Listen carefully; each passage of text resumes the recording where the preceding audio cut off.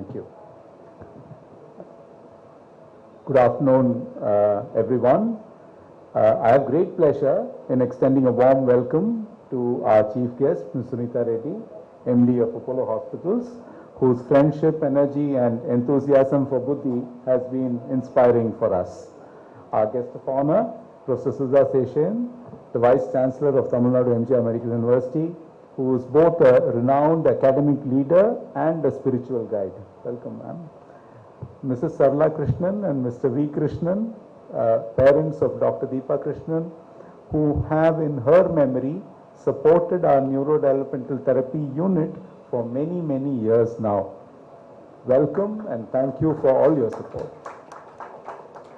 Our advisors, Mr. A. Vellayan, Mr. Raju Venkatraman, whose guidance during our journey of growth and development into a young and vibrant organization has been invaluable. We are missing Mr. Srinivas Acharya, who has had to travel for work, who's also been a very important part of that journey. Our friends and well-wishers from across the medical fraternity and lay intelligentsia, I see many familiar faces in the audience. Very, very warm welcome to all of you. The press gathered here, who will no doubt carry our messages of hope and promise to a wider audience. One of the most important things I have learned is that we need to offer to our patients hope and promise, not say that there's nothing that can be done.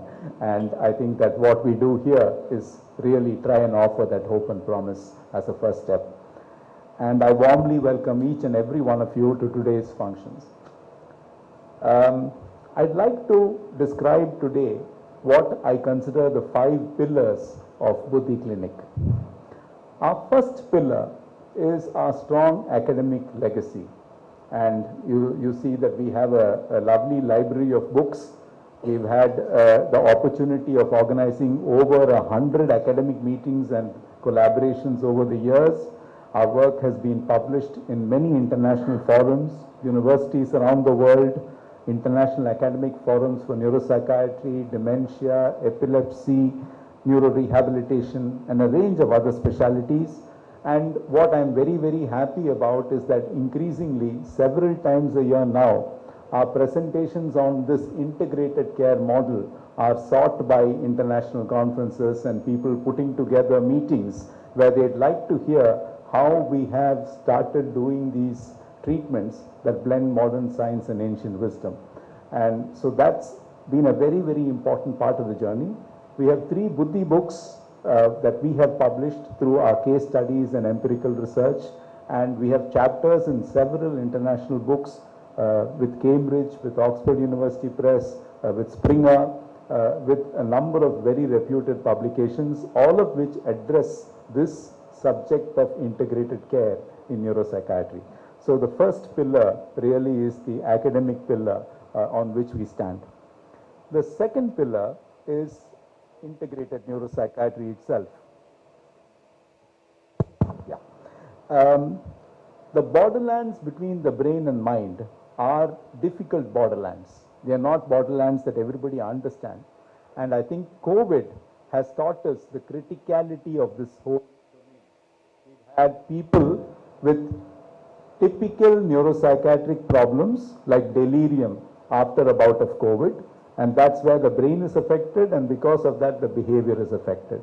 And then we have people with mental health issues who are psychologically affected by COVID. So COVID's taught us this breadth of symptoms that the brain and mind can actually cause in all of us, and many people continue to have long COVID symptoms. In our center, we have an integrated approach from diagnosis to treatment, care, and rehabilitation, and we do it across the lifespan. Our youngest patient is 2.5 months old with developmental disabilities. Our oldest patient to date is 99. I haven't had a centenarian yet. So in a sense, therefore, it's right across the lifespan. We all have brains and minds, and very often they malfunction and need sorting out. And integrated neuropsychiatry is that. The third pillar is our philosophy. What can we do for people beyond medication and surgery?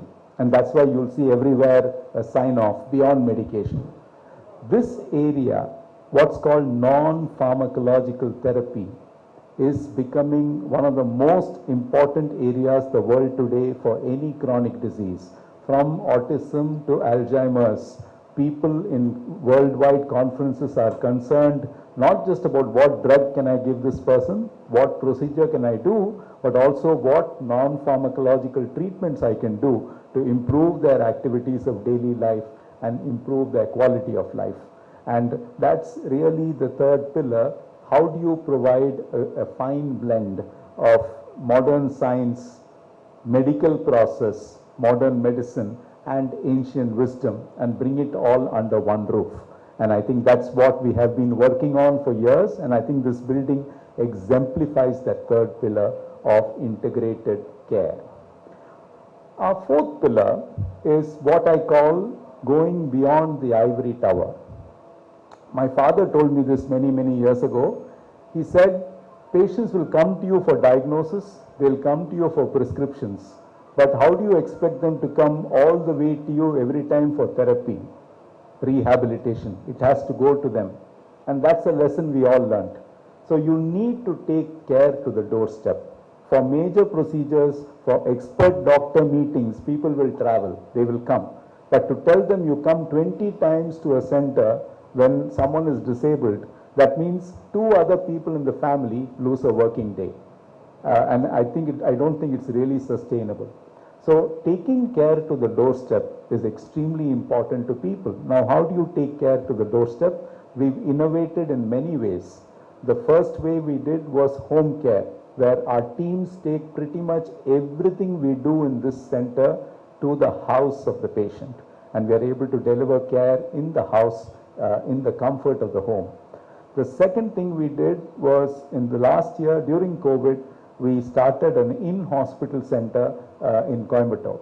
And that has taught us a lot of lessons, because people come to the hospital anyway for their other needs. And it's therefore very convenient and easy for them to seek care in the hospital as long as they are able to travel.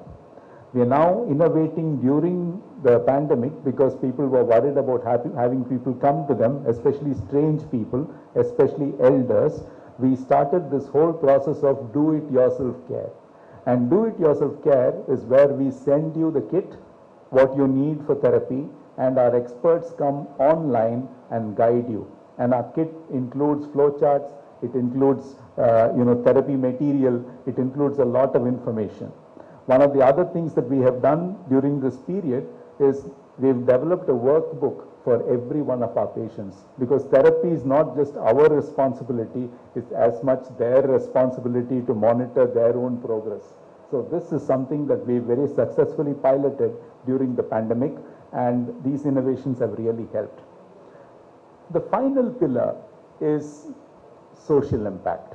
And when we had in 2000 a conference on epilepsy, a very famous epileptologist who was working with tribals in Bangalore, Dr. K.S. Mani, who's no more, he said, you cannot do healthcare without service.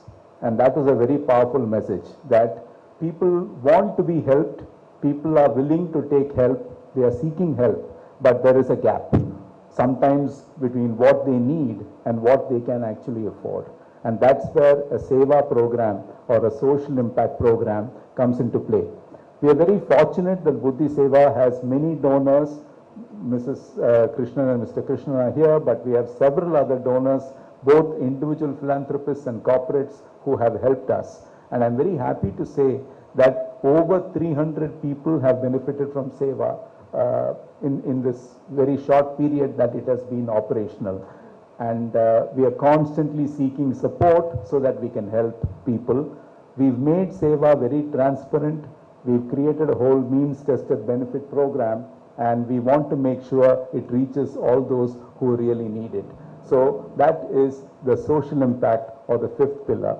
So I say that Buddhi Clinic, in my view, has to rest on these 5 pillars, and each of them is very, very important in their own way. With the establishment of this new clinic and resource center, we are taking a bold step into the future. Our journey was into a hitherto uncharted area. When we started, I don't think anyone was doing anything like this. I now see people doing pockets of this integrated medicine in various ways, and I'm so happy to see that. I think it's extremely important.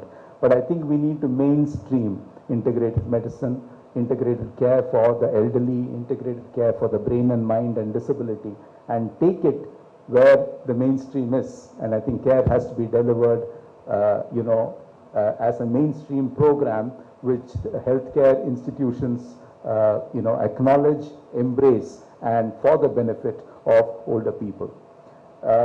This is a global first healthcare model. I've traveled around the world. I've lectured in integrative medicine centers in many places. And I think as a Chennaiite, I'm very happy that there's one more innovation that's coming from Chennai for the world. And we really, really hope that this will reach the world, because I think that, people all over the world deserve the best care, the best health care that we can give them. So with that, I will welcome all of you once again. Thank you so much for joining us today, and a very special welcome to all our guests who've taken time off to be with us today. Thank you so much.